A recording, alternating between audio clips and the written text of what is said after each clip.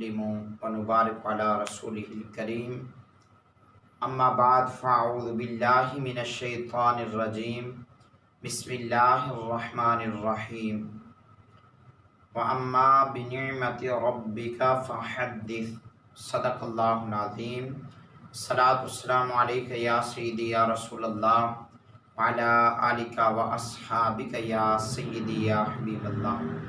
सलातु वस्सलामु अलैका या सय्यदी या रसूलल्लाह व अला आलिका व अस्हाबिका या सय्यदी या खातमन नबिय्यीन। अल्लाह तबारक व तआला जल्ल जलालुहु व अम्मा नवालुहु की हम्द व सना प्यारे आका करीम रऊफ़ रहीम नबी रहमत सल्लल्लाहु तआला अलैहि व आलिहि वसल्लम आपके दरबार गोहरबार में हदियतन दुरूद व सलाम का नजराना अर्ज कर लेने के बाद निहायत ही मौज़ू मुकर्रम सामीन व नाज़रीन, आज जिस मौज़ू पे लब कुशाई का मौका मिल रहा है वो है ईद मिलादुन नबी सल्लल्लाहु ताला अलैहि व आलिहि वसल्लम की शरई हसीयत। दुआ है रब्ब ज़ुल जलाल हक़ बयान करने की तौफ़ीक़ अता फ़रमाए। माह रबीउन नूर शरीफ जो ही जलवागर होता है, हर मुसलमान के दिल की ये तमन्ना होती है कि वो प्यारे आका करीम सल्लल्लाहु अलैहि वसल्लम की विलादत बसादत की खुशियाँ मनाए, जश्न मनाए। वो अपने घरों को भी सजाते हैं, आशिकाने मुस्तफ़ा अपनी गलियों को भी सजाते हैं, अपनी मसाजिद को भी सजाते हैं। आए ज़रा इन अल्फाज की तरफ गौर करते हैं कि ईद मिलादुन नबी सल्लल्लाहु अलैहि वसल्लम का माना क्या है। इसलिए कि जब ये माना वाज़ेह हो जाएगा तो उस वक़्त कोई बंदा इतराज़ नहीं कर सकेगा कि मिलादुन नबी सल्लल्लाहु अलैहि वसल्लम की शरई हसीयत क्या है। तो याद रखें कि ईद मिलादुन नबी सल्लल्लाहु अलैहि वसल्लम इसका माना ये है कि लफ्ज़ ईद का माना है खुशी। कुरान की इस्तिलाह में लफ्ज़ ईद खुशी के माना में इस्तेमाल हुआ है, अगरचे दिगर भी कई मानों में ये इस्तेमाल होता है। अल्लाह रब्बुल इज़्ज़त हज़रत ईसा अलैहिस्सलाम का वो कौल मुबारक इस अंदाज से ज़िक्र फरमा रहा है कि आपने अल्लाह की बारगाह में दुआ की, अल्लाहुम्मा अंज़िल अलैना माइदतम मिनस समाई तकूनु लना ईदन लिअव्वलिना व आखिरिना व आयतम मिन। अर्ज़ की इलाहुल आलमीन, आसमान से हमारे पास एक दस्तरखान नाजिल फरमा। जिस दिन वो दस्तरखान नाजिल हो वो दिन हमारे अगलों के लिए, हमारे पिछड़ों के लिए खुशी वाला दिन हो और तेरी तरफ से निशानी हो। इस अहम कदीसा की रोशनी में हम ये वाज़ेह करना चाहते हैं कि कुरान की इस्तिलाह में यहाँ पर लफ्ज़ ईदन, लफ्ज़ ईद खुशी के माना में इस्तेमाल हुआ है। तो ईद का माना हो गया खुशी। दूसरा लफ्ज़ है मीलादुन नबी, मीलाद और फिर अन्नबी। मीलाद का माना है पैदाइश और अन्नबी सल्लल्लाहु अलैहि वसल्लम इससे मुराद हमारे प्यारे आका व मौला जनाब मोहम्मद रसूलुल्लाह सल्लल्लाहु ताला अलैहि वालिहि वसल्लम आपकी ज़ाते बबरकात है। तो माना ये बना वो प्यारे आका करीम सल्लल्लाहु ताला अलैहि वालिहि वसल्लम जिनका कलिमा पढ़ के हम मुसलमान हुए हैं, उनकी पैदाइश की खुशी।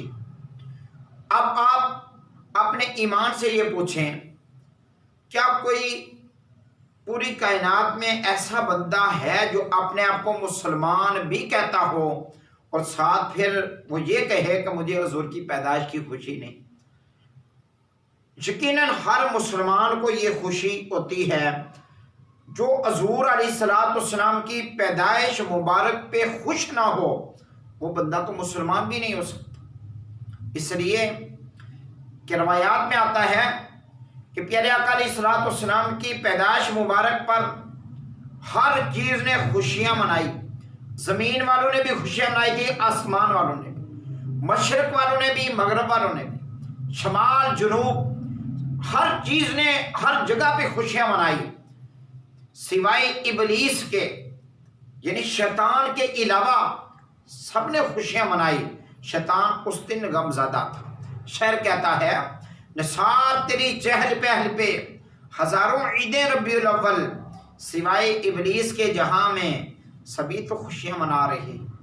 ہمارے پیارے آقا صلی اللہ علیہ وسلم آپ کی ولادت باسعادت پر خوشی منانا یہ اللہ رب العزت کا بھی حکم ہے، چونکہ نبی اکرم صلی اللہ علیہ وسلم اللہ پاک کی ایک نعمت ہیں، اور اللہ پاک نے ارشاد فرمایا جب تمہیں کوئی نعمت ملے وَأَمَّا بِنِعْمَتِ رَبِّكَ فَحَدِّثْ، نعمت کے ملنے پر خوب چرچا کرو۔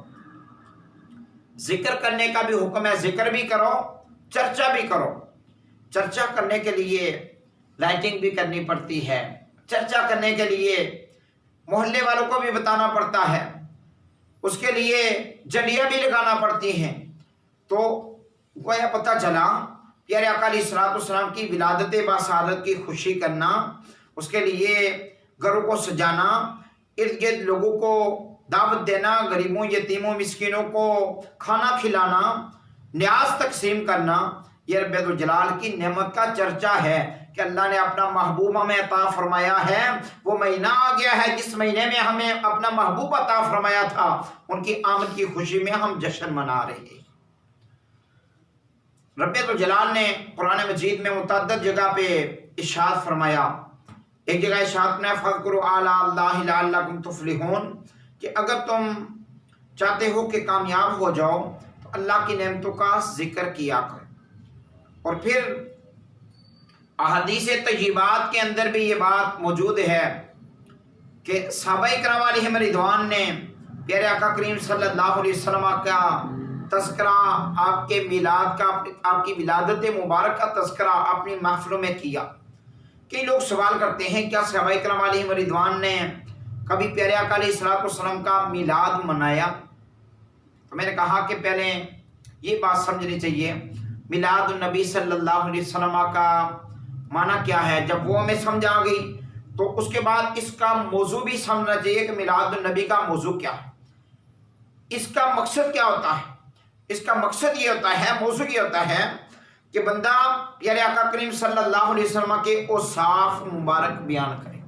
پیارے آقا علیہ الصلوۃ والسلام کے اوصاف مبارک، چاہے وہ بچپن کے ہوں کہ پیارے آقا کریم صلی اللہ علیہ وسلم کے جوانی کے ہوں، پیارے آقا علیہ الصلوۃ والسلام کے اعلان نبوت سے پہلے کے اوصاف ہوں یا اعلان نبوت کے بعد کے اوصاف ہوں، یعنی آپ علیہ الصلوۃ والسلام کی ظاہری زندگی مبارک کے یا پیارے آقا علیہ الصلوۃ والسلام کے عالم ارواح کے جو معاملات تھے، یعنی کہ وہ وقت جب اللہ رب العزت نے اول ما خلق اللہ نوری فرمایا کہ سب سے پہلے اللہ تعالیٰ نے میرے نور کو پیدا فرمایا، وہ نور کے جو معاملات تھے اس وقت کے حالات کوئی بندہ بیان کرے یا بعد کے کوئی حالات بیان کرے، الغرض پیارے آقا علیہ الصلوۃ والسلام کی شانیں بیان کرے، یہی حضور علیہ الصلوۃ والسلام کا میلاد ہے، یعنی حضور کی شان بیان کرنا۔ میلاد النبی صلی اللہ علیہ وسلم کا مقصد یہ ہے، لوگوں کو حضور کی سیرت بتانا، پیارے آقا علیہ الصلوۃ والسلام کے طریقے کے مطابق زندگی بسر کرنے کا طریقہ بتانا، یہ میلاد النبی صلی اللہ علیہ وسلم کا مقصد ہوتا ہے، بیان کرنا۔ تو صحابہ کرام کی جب ہم سیرت پڑھتے ہیں ہمیں یہ بات پتہ چلتی ہے کہ مکی زندگی میں جب صحابہ کرام پہ کفار مکہ نے ظلم و ستم کیے، طرح طرح کے ظلم کرتے رہے، جب اللہ کی طرف سے حکم ہوا اے میرے محبوب صلی اللہ علیہ وسلم آپ اپنے صحابہ کرام کو حکم ارشاد فرمائیں کہ حبشہ کی طرف ہجرت کر جائیں۔ پہلی جو ہجرت ہوئی تھی حبشہ کی طرف، وہاں پر کچھ صحابہ کرام گئے، جناب حضرت جعفر طیار بھی تھے۔ وہاں جب بادشاہ نجاشی کے دربار میں پہنچے تو اس وقت وہ غیر مسلم تھے، ابھی انہوں نے کلمہ نہیں پڑھا تھا۔ حضرت نجاشی نے جب وہاں پر پہنچے تو پیچھے سے کفار بھی پہنچ گئے۔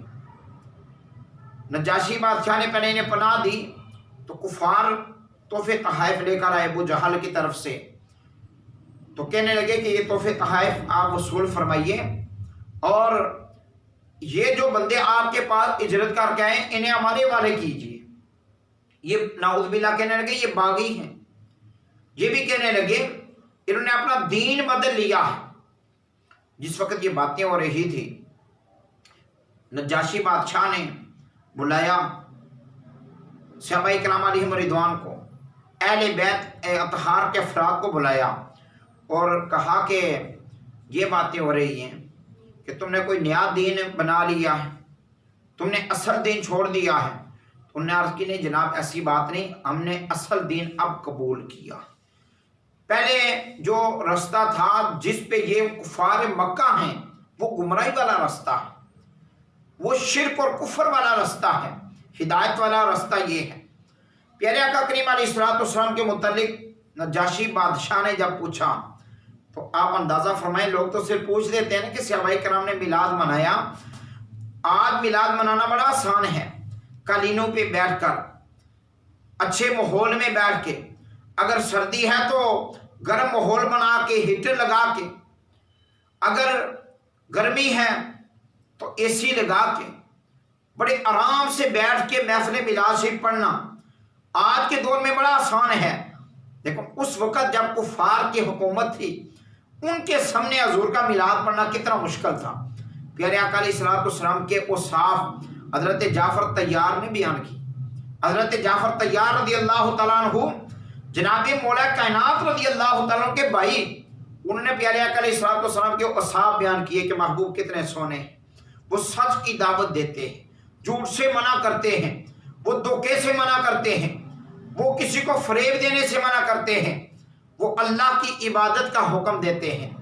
پیارے آقا علیہ الصلوۃ والسلام کے اوصاف بیان کیے، کہا کہ اے بادشاہ نجاشی، جتنی دیر تک پیارے آقا علیہ الصلوۃ والسلام کی ولادت باسعادت نہیں ہوئی تھی ہمیں کچھ پتہ نہیں تھا، ہم اپنی ہی بچیوں کو زندہ درگور کر دیتے تھے، کسی کو ماں کی عزت کا نہیں پتا تھا۔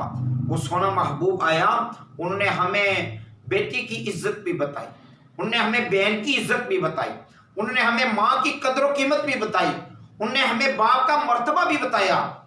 تو جب بادشاہ نجاشی کے دربار میں حضرت جعفر طیار رضی اللہ تعالیٰ عنہ حضور کا میلاد بیان کر رہے تھے، یہ باتیں بیان کر رہے تھے اور حضور علیہ الصلوۃ والسلام کے اوصاف بیان کر رہے تھے، یہ میلاد شریف نہیں تو اور کیا ہے۔ آپ اندازہ کریں اس وقت کتنا ایک مشکل مرحلہ تھا، لیکن صحابہ کرام نے پھر بھی حضور کی شانیں بیان کی، حضور علیہ الصلوۃ والسلام کے اوصاف بیان کیے۔ اوصاف بیان کرنے کا فائدہ یہ ہوا بادشاہ نجاشی نے کلمہ پڑھا، دائرہ اسلام میں داخل ہو گئی تھی۔ آج بھی حضور علیہ السلام کی جب سیرت بیان کی جاتی ہے، پیارے آقا علیہ الصلوۃ والسلام کے اوصاف مبارک بیان کیے جاتے ہیں محافل میلاد کے اندر، غیر مسلم اس کو سن کے کلمہ پڑھ جاتے ہیں۔ یہ میلاد النبی صلی اللہ علیہ وسلم کے حوالے سے ابتدائی گفتگو تھی۔ انشاءاللہ اس موضوع پہ مزید بھی گفتگو کریں گے۔ اللہ تعالیٰ ہمیں حق سمجھنے کی توفیق عطا فرمائے۔